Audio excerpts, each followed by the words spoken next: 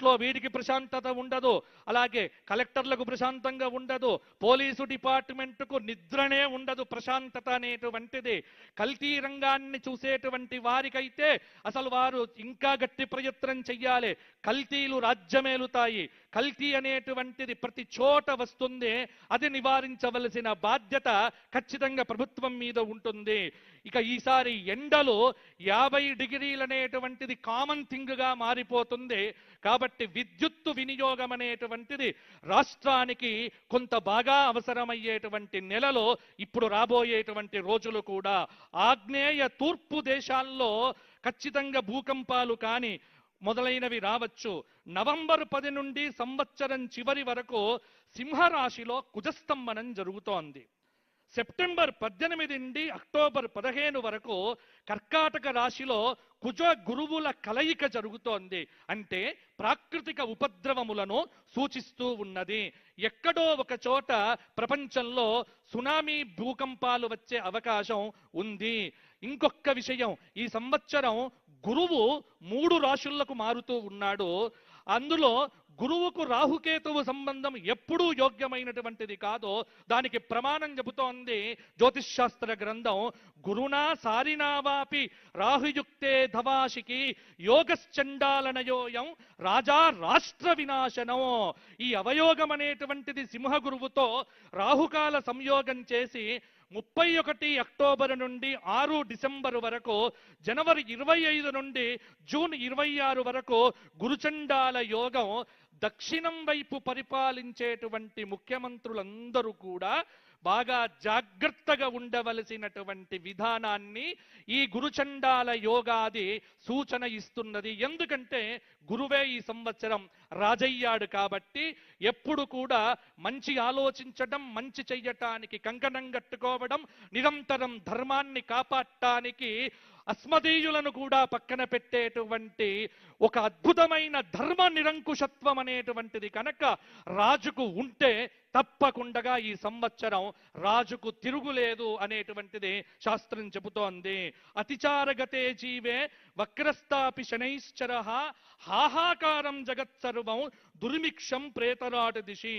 గురువు అతిచార కాలంలోనే శని వక్రీ అవుతున్నాడు. ఇక్కడ రాహుకేతువుల యొక్క కలయిక. అందుకే పాలకుల మధ్య నిత్యము సయోధ్యను పెట్టుకోవటానికి చాలా నొసట చిరునవ్వులుంటాయి, లోపలంతా కూడా వేరే రకంగా ఉంటుంది. ఇది ఈ సంవత్సరం అన్ని చోట్ల కనిపించేటువంటి వర్తనం.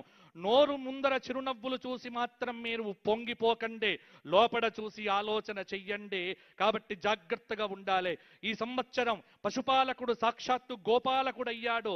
కృష్ణం వందే జగద్గురుం శ్రీకృష్ణ భగవానుడయ్యాడు. కాబట్టి ఖచ్చితంగా ఈ సంవత్సరం పాడి పంటలు బాగున్నాయి, వర్షాలు బాగున్నాయి. ధరల గురించి మాట్లాడితే ఈ సంవత్సరం కుజుడు మంత్రయ్యాడు.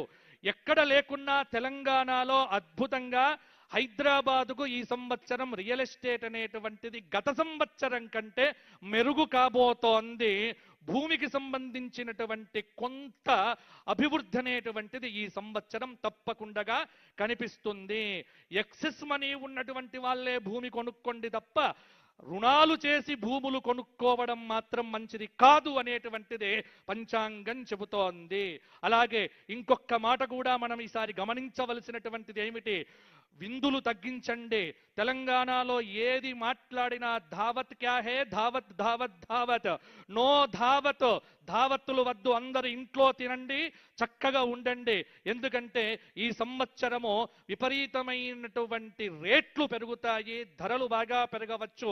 బంగారం అనేటువంటిది పెరగటం అనేటువంటిది శాస్త్రరీత్యా లోకానికి నాశనమే. కాబట్టి షేర్స్లో ఎవ్వరు పెట్టుబడులు పెట్టకండి, దేని మీద పెట్టుబడులు పెట్టకండి. 10 రూపాయలు మిగిలితే మీ బ్యాంకులో క్యాష్గా దాచిపెట్టుకోండి తప్ప ఇంకా ఖర్చులు అదుపులో పెట్టుకున్న వాడికే ఈ సంవత్సరం బాగుంటుంది అని మనకు చెబుతోంది. కాబట్టి ఇక ఈ సంవత్సరం నాకున్నటువంటి సమయాన్ని ఇక 12 రాశుల వారికి 10 నిమిషాల్లో ముగిస్తాను. ఎందుకంటే నాకు 28 నిమిషాలు 26 నిమిషాలు ఇచ్చారు. నేను ఎంతైనా చెప్పగలను, కానీ ఉన్న సమయాన్ని పెద్దల యొక్క విలువైన అమూల్య సమయాన్ని పట్టుకొని నేను చెబుతున్నాను. ఇప్పుడు మేషాది 12 రాశుల వారికి రాశి ఫలితాలు ఏమిటో చెప్పి నా పంచాంగ శ్రవణాన్ని ముగిస్తాను. ఉగాది అంటేనే పంచాంగం కాబట్టి కొద్దిగా ఓపిక పట్టండి దయచేసి. మేషం 4 అశ్విని 4 పాదాలు, భరణి 4 పాదాలు, కృత్తిక 1వ పాదం. ఆదాయం 11, వ్యయం 5, రాజ్యపూజ్యం 2, అవమానం 4. మేషరాశి వారికి ఈ సంవత్సరము 70% అనుకూలత, 30% ప్రతికూలత. కాబట్టి డబ్బులు పొదుపుగా వాడుకోవడం మంచిది. మేషరాశి వారికి చెప్పాల్సిన మెయిన్ విషయం ఏంటంటే ఖచ్చితంగా ఎవ్వరి దగ్గర కూడా మధ్యవర్తిత్వ సంతకాలు పెడితే మాత్రం మీరు పోయినట్టే లెక్క. కాబట్టి మధ్యవర్తిత్వాలు చెయ్యకండి, కాపాడుకునే ప్రయత్నం చెయ్యండి. రైతులకు ఈసారి బ్రహ్మాండంగా ఉంటుంది మేషరాశి వారికి. ఎందుకంటే వీరు గురుకు శనికి శాంతి చేయిస్తే మేషరాశి వారికి ఆదాయం 11, వ్యయం 5గా, రాజ్యపూజ్యం 2గా చక్కగా వీరికి ఈ సంవత్సరం ఉంటుంది. కానీ డ్రైవింగ్ చేసేటువంటి వారు జాగ్రత్తగా ఉండండి, ఎందుకంటే ఏలినాటి శని చక్కగా పీడిస్తూ ఉన్నది. ఇక వృషభ రాశి కృత్తిక 2, 3, 4 పాదాలు, రోహిణి 4 పాదాలు, మృగశిర 1, 2 పాదములు. వృషభ రాశి వారికి ఆదాయం 5, వ్యయం 14, రాజ్యపూజ్యం 5, అవమానం 4. వృషభ రాశి వారికి ఈ సంవత్సరం పట్టిందల్లా బంగారమే, అద్భుతంగా ఉండబోతోంది. గత సంవత్సరం కంటే ఈ సంవత్సరం మేలు జరగబోతోంది. పెళ్లిళ్ళు కాని వారికి పెళ్లిళ్ళు కాబోతున్నాయి. జేబు నిండుగా డబ్బులు కూడా ఉంటాయి. విద్యార్థులకు ర్యాంకులు కూడా వస్తాయి. అన్ని చోట్ల ర్యాంకులు వచ్చేటువంటి వాళ్ళు వృషభ రాశి వారు కూడా అయ్యే అవకాశం ఎక్కువగా ఉంది. వృషభ రాశి వారికి ఈ సంవత్సరం గ్రహబలం గోచారం బాగుంది. దక్షిణామూర్తి స్తోత్రపారాయణము, లక్ష్మీ నరసింహ స్తోత్రపారాయణం, కాలభైరవాష్టకం చదవటం మంచిది. మిథున రాశి మృగశిర 3, 4 పాదాలు, ఆర్ద్ర 4 పాదాలు, పునర్వసు 3 పాదాలు. ఆదాయం 8, వ్యయం 11, రాజ్యపూజ్యం 1, అవమానం 7. మిథున రాశి వారికి ఈ సంవత్సరము మిశ్రమంగా ఉండబోతోంది. జూన్ తరువాత పట్టిందల్లా బంగారమే. గురుబలంతో ఈ సంవత్సరం వీరికి బాగుంటుంది. ప్రతిదానికి శ్రమపడాలి, ఆరోగ్యం కాపాడుకోవాలి, కానీ ఫలితాలు మాత్రం బాగుంటాయి. మిథున రాశి వారు శ్రమయేవ జయతే అన్న సూత్రముతో ఈ సంవత్సరం బాగుంటారు. రైతులకు బాగా అనుకూలించే సంవత్సరం ఈ సంవత్సరం అని కూడా చెప్పవచ్చు. ఈ మిథున రాశి వారు నవగ్రహ స్తోత్రపారాయణం చేయటమో, లక్ష్మీ నరసింహ ప్రార్థన చేయటమో చాలా వరకు అవసరము. కర్కాటక రాశి పునర్వసు 4వ పాదం, పుష్యమి 4 పాదాలు, ఆశ్లేష 4 పాదాలు. ఆదాయం 2, వ్యయం 11, రాజ్యపూజ్యం 4, అవమానం 7.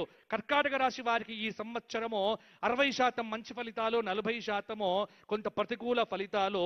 రాహుకేతువుల యొక్క మధ్యమ ఫలితాలు. పర్వాలేదు, ఎందుకంటే భాగ్యంలో శని, జన్మలో గురువు కొంత యోగాన్నైతే ఇవ్వవచ్చు. కానీ దైవానుకూలత, దైవాన్ని బాగా ఉపాసన చేస్తే కర్కాటక రాశి వారికి కొంతమేర ప్రయోజనం కనిపిస్తూ ఉన్నది. సింహరాశి మఖ 4 పాదాలు, పుబ్బ 4 పాదములు, ఉత్తర 1వ పాదం. ఆదాయం 5, వ్యయం 5, రాజ్యపూజ్యం 7, అవమానం 7. సింహరాశి వారికి ఈ సంవత్సరము అష్టమ శని దోషం ఉన్నప్పటికీ కూడా గురువు ఏకాదశంలో సంపూర్ణమైన శుభాన్నిస్తున్నాడు కాబట్టి కొద్దిగా ఈ సంవత్సరము శ్రమ ఉంటుంది, ఫలితాలు అద్భుతంగా ఉంటాయి. కొంత శత్రుత్వం పెరుగుతుంది, చాలా వరకు మిత్రుత్వం చేసుకోవలసిన అవసరం ఉన్నది. రాజకీయ రంగంలో ఉన్నటువంటి సింహరాశి వారికి అయితే ఖచ్చితంగా నామినేటెడ్ పోస్టులు కూడా వచ్చే అవకాశం ఉన్నది. కాబట్టి ప్రయత్నం చేసుకునేవారు ప్రయత్నం చేసుకోండి. సింహరాశి వారు శనికేతువులకు శాంతి చేయించడం వల్ల ఇంకా మంచి ఫలితాలు కలుగుతాయి. తదుపరి కన్యారాశి ఉత్తర 2, 3, 4 పాదములు, హస్త 3, 4 పాదములు, చిత్త 2 పాదములు. ఆదాయం 8, వ్యయం 11, రాజ్యపూజ్యం 3, అవమానం 3. కన్యారాశి వారికి ఈ సంవత్సరము జూన్ 1 వరకు గురువు దశమంలో తామ్రమూర్తి. ఆ తరువాత కొంత అనుకూలత పెరుగుతుంది. రాజకీయ రంగంలో ఉన్నటువంటి వారికి బలమనేటువంటిది కనిపిస్తూ ఉన్నది. కింది స్థాయి వ్యక్తులు ఇబ్బంది పెట్టినప్పటికీ ముందుకు దూసుకొని వెళ్తారు. పట్టుదల విడిచిపెట్టకపోతే కన్యా రాశి వారు ఈ సంవత్సరం కొన్ని విజయాలు సాధించే అవకాశం